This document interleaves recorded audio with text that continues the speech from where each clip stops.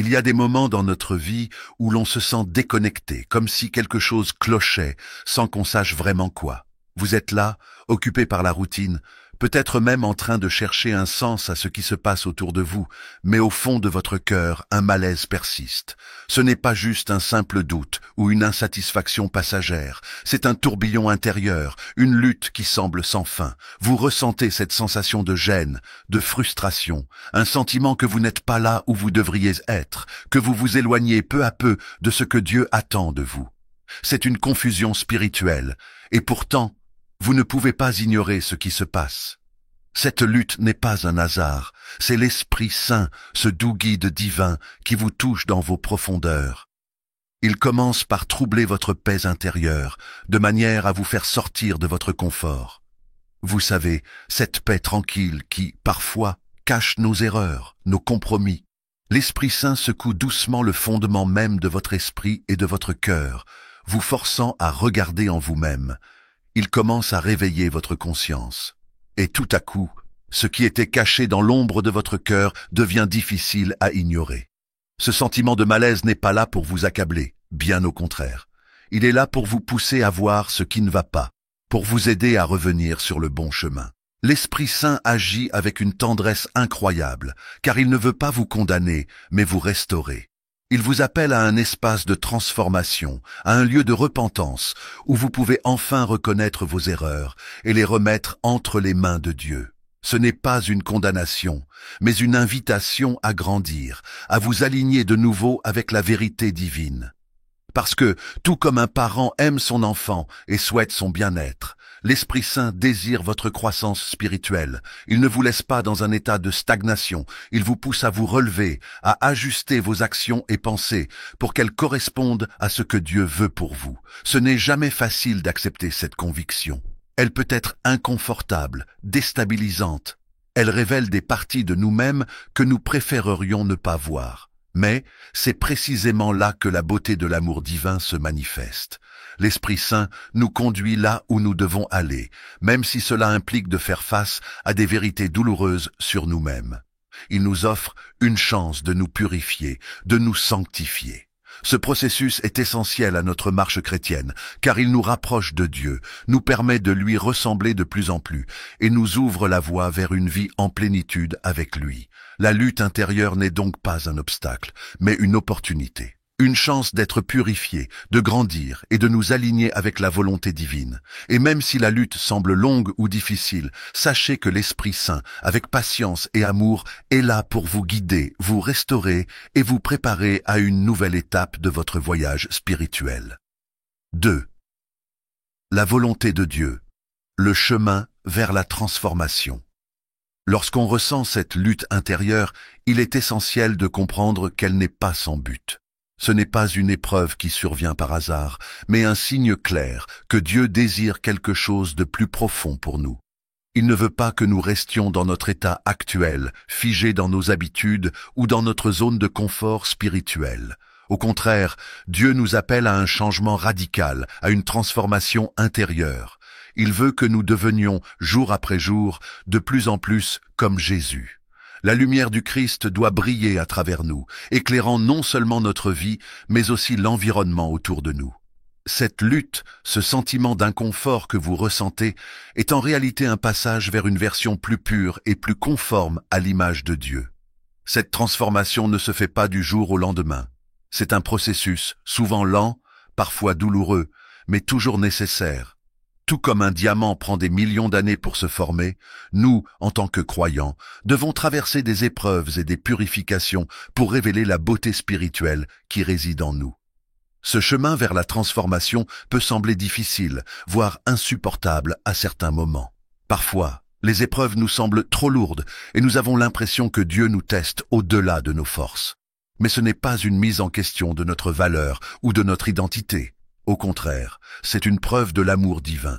Dieu nous aime tellement qu'il veut que nous grandissons, que nous nous élevions spirituellement, que nous atteignions une maturité qui nous permette de mieux refléter sa gloire. Il est important de comprendre que la transformation spirituelle n'est pas un processus de rejet de notre propre identité ou de nos valeurs profondes.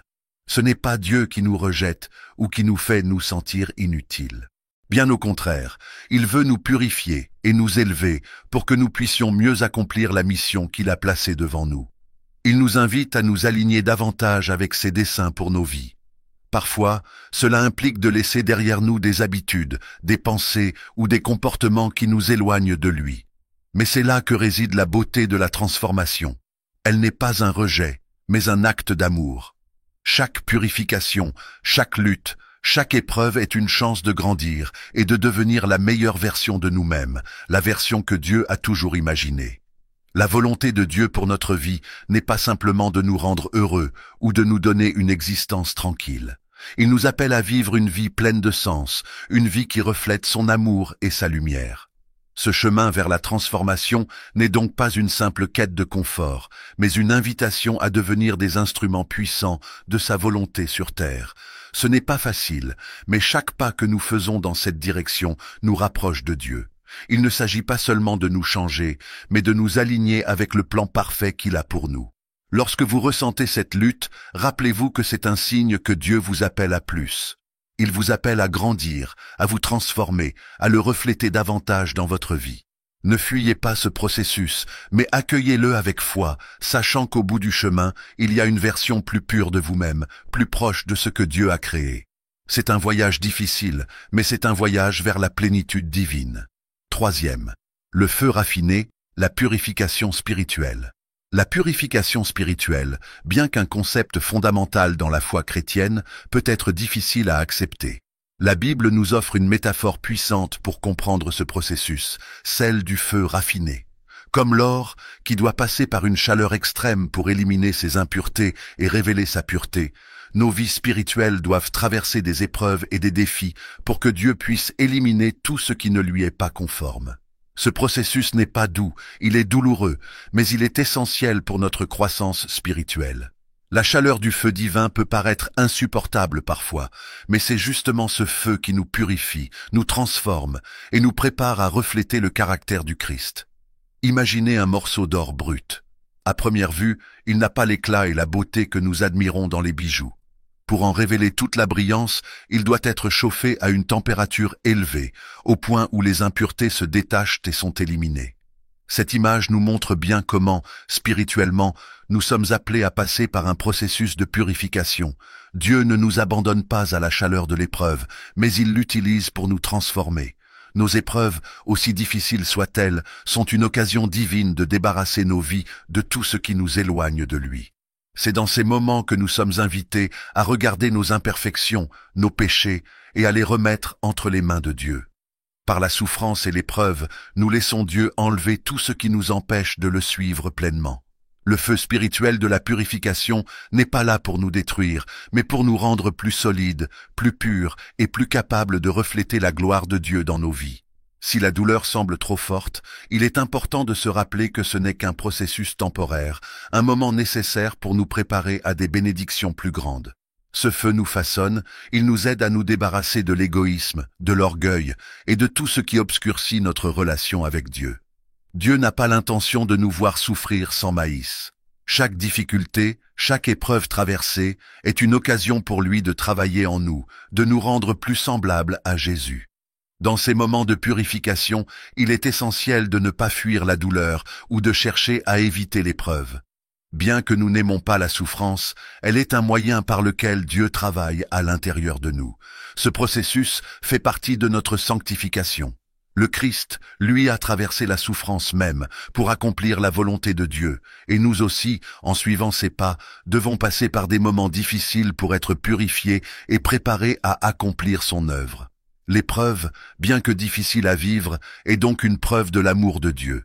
C'est un amour qui désire notre bien-être éternel, un amour qui nous façonne pour être davantage comme lui.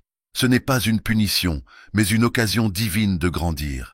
Si vous traversez le feu de l'épreuve aujourd'hui, sachez que Dieu est avec vous dans chaque étape, vous guidant et vous purifiant.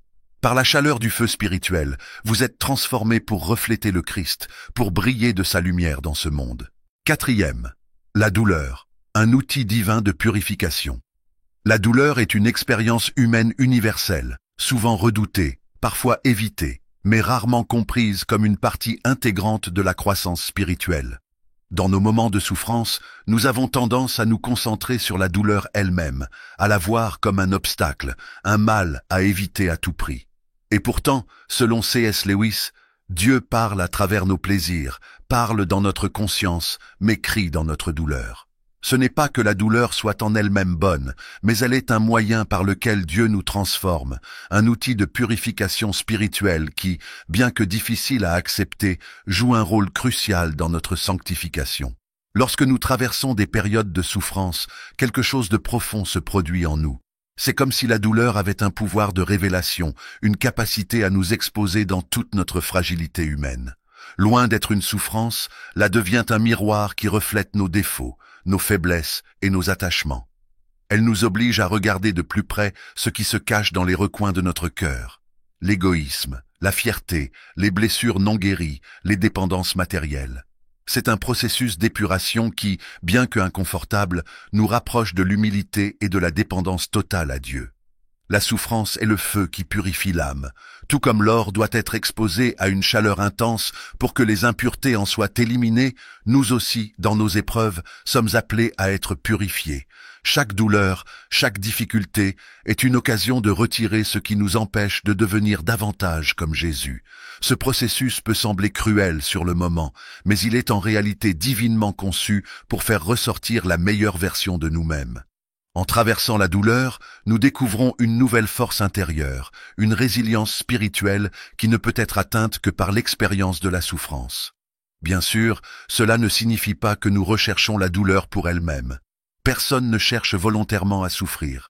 Cependant, lorsque la souffrance survient, nous avons la possibilité de la regarder sous un autre angle, comme un moyen que Dieu utilise pour nous affiner, pour nous purifier. Nous sommes invités à accueillir cette douleur, non pas comme une malédiction, mais comme un chemin vers la purification, un moyen de nous rapprocher davantage de lui. Lorsque nous nous soumettons à ce processus de purification, lorsque nous acceptons d'être façonnés par la souffrance, nous permettons à Dieu de retirer de nous tout ce qui est superflu, tout ce qui n'est pas conforme à sa volonté. La douleur devient un catalyseur de transformation. Et au bout de cette transformation, nous découvrons une plus grande proximité avec Dieu, une plus grande humilité et une capacité à refléter son amour et sa paix dans le monde. Loin d'être un acte arbitraire, la douleur spirituelle est une invitation divine à devenir ce que nous sommes appelés à être, des reflets vivants de Jésus. À travers la douleur, Dieu nous purifie, nous transforme et nous rend plus aptes à accomplir sa volonté. C'est dans ce processus difficile mais nécessaire que nous découvrons la profondeur de son amour et la vérité selon laquelle, même dans la souffrance, nous sommes en train de devenir plus comme lui. 5e. Le caractère du Christ, la finalité de la purification. À chaque étape de notre vie spirituelle, il y a un objectif divin profond qui se cache derrière les épreuves et la purification. Nous rendons de plus en plus semblables à Jésus. Ce processus de transformation n'est pas simplement une de notre caractère humain, mais un appel à imiter pleinement le Christ dans tous les aspects de notre vie. Dieu ne veut pas que nous soyons simplement meilleurs ou plus pieux. Il veut que nous devenions comme son Fils, qu'il nous façonne pour que nous reflétions sa lumière et son amour dans un monde qui a besoin de sa présence. Chaque test, chaque épreuve et chaque moment de purification n'est pas là pour nous accabler, mais pour nous aider à grandir dans la ressemblance du Christ. Nous sommes appelés à être des témoins vivants de son amour, de sa patience, de sa paix et de sa miséricorde. Ces qualités divines doivent se manifester à travers nos actions, nos paroles et notre comportement quotidien. Mais pour arriver à ce niveau de transformation, nous devons traverser les moments qui nous poussent à abandonner nos anciennes façons de penser, nos habitudes qui ne correspondent pas à l'exemple de Jésus. Cela exige une soumission complète et une ouverture totale à l'action de l'Esprit Saint en nous. Imaginez un instant être le reflet de Jésus dans chaque aspect de votre vie. Dans vos relations, dans vos choix professionnels, dans votre manière de traiter les autres, de pardonner, de faire preuve de patience. Cela va au-delà de simples actes de bonté. Il s'agit de vivre d'une manière qui incarne les principes du royaume de Dieu, où l'amour prime sur la haine, où la paix dépasse la division, et où la joie ne dépend pas des circonstances extérieures, mais de la relation avec Dieu. Ce n'est pas une tâche facile, mais c'est là où Dieu nous guide vers une ressemblance parfaite avec le Christ. C'est cette transformation qui nous donne une véritable vocation. Vivre et agir comme Jésus sur terre. Chaque étape de purification est une chance d'apprendre à refléter sa lumière dans ce monde brisé, de devenir une source de guérison et de vérité pour ceux qui nous entourent. La purification, bien que parfois douloureuse, est en réalité une invitation divine à vivre selon un idéal plus élevé, à laisser l'image de Jésus s'imprimer dans nos cœurs et dans nos vies. Ce processus de purification nous prépare à accomplir la mission que Dieu a pour nous. En devenant plus semblables à Christ, nous devenons les instruments de sa paix, les témoins de son amour et de sa vérité. C'est ainsi que nous trouvons notre vocation véritable. Ce n'est pas en accumulant des biens ou en atteignant des succès mondains, mais en devenant des représentations vivantes de Jésus qui attirent sa lumière partout où nous allons. La purification n'est donc pas un fardeau, mais une invitation à la transformation. Un voyage vers la perfection divine, dans lequel nous devenons, chaque jour un peu plus, comme celui qui nous a appelés à vivre pour lui. 6. La collaboration avec l'Esprit Saint. La clé de la purification. Il est facile de penser que la purification spirituelle est simplement une question de traverser des épreuves ou de souffrir à cause de nos erreurs passées. Mais la vérité est bien plus profonde. Le processus de purification ne se fait pas de manière passive. En réalité, il s'accomplit en collaboration avec l'Esprit Saint. Ce n'est pas un chemin que nous empruntons seuls, mais un voyage où l'Esprit Saint joue un rôle central en nous guidant, en nous aidant à comprendre pourquoi nous traversons certaines épreuves et comment nous en sortir purifiés. C'est lui qui nous donne la clarté dans le chaos, la paix dans la souffrance et la force dans la faiblesse. L'Esprit Saint n'est pas seulement un réconfort spirituel pendant les périodes difficiles, mais un agent de transformation. Il est le pouvoir divin qui nous aide à faire face à nos luttes intérieures, à nous rendre conscients des parties de nous qui doivent être purifiées. Sans sa guidance, il est facile de nous perdre dans nos propres raisonnements ou de chercher des solutions superficielles aux problèmes profonds. C'est l'Esprit Saint qui nous montre comment ces épreuves ne sont pas là pour nous détruire, mais pour nous transformer à l'image du Christ. C'est par sa puissance que nous pouvons surmonter la douleur, faire face à nos défauts et grandir spirituellement. Mais cette purification ne se fait pas en restant passive. Nous devons être actifs dans notre coopération avec l'Esprit Saint. Cela signifie lui permettre d'entrer dans chaque aspect de notre vie, de chaque pensée, de chaque action et de chaque relation. Nous devons lui ouvrir nos cœurs pour qu'il puisse les transformer, le laisser travailler dans nos vies à un niveau profond. La purification, bien que dirigée par l'Esprit, exige que nous y participions pleinement en nous soumettant à sa volonté, en acceptant les changements qu'il désire opérer en nous, même si ces changements sont inconfortables. Cela peut sembler difficile, voire contre-intuitif, mais la réalité est que c'est dans cette collaboration que nous expérimentons une purification réelle et durable. C'est en étant ouverts à l'Esprit, en l'écoutant attentivement et en nous laissant transformer par lui que nous voyons des changements véritables dans nos vies. C'est dans cette ouverture à l'Esprit que nous commençons à ressentir la vraie liberté que Dieu veut pour nous, une liberté qui ne dépend pas des circonstances extérieures, mais qui vient de l'intérieur, d'une transformation du cœur et de l'âme. La purification spirituelle est donc un acte de partenariat.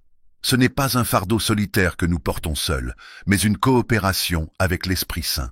Lorsqu'il entre dans nos vies, il ne se contente pas de nous montrer où nous devons changer. Il nous donne aussi la force de le faire, la sagesse pour comprendre ce que ces changements impliquent et la paix pour traverser chaque étape de ce processus. En travaillant de concert avec l'Esprit Saint, nous devenons plus forts, plus sages et plus proches de Dieu. C'est ainsi que nous expérimentons une véritable purification, une transformation qui nous rapproche chaque jour d'un peu plus de l'image du Christ.